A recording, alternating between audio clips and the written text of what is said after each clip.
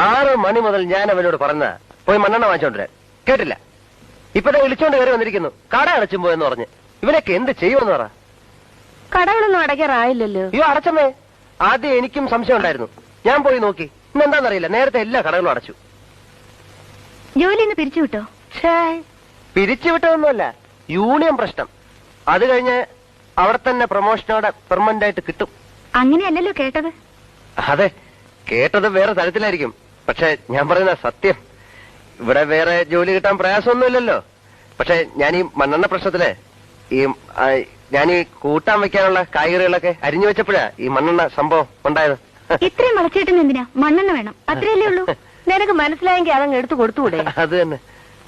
വേറെ ജോലി വല്ലതും നോക്കുന്നുണ്ടോ? എവിടെ നോക്കാൻ? അയ്യോ നോക്കുന്നുണ്ട്. ഞാൻ ഈ ബികോം ഫസ്റ്റ് ക്ലാസ് ആണല്ലോ.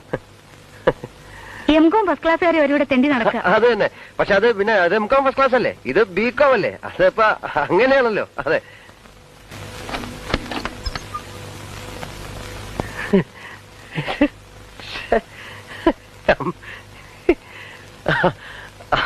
അവേ, ഞാനെന്തൊരു വിട്ടിയാന്ന് ആലോചിക്കുക.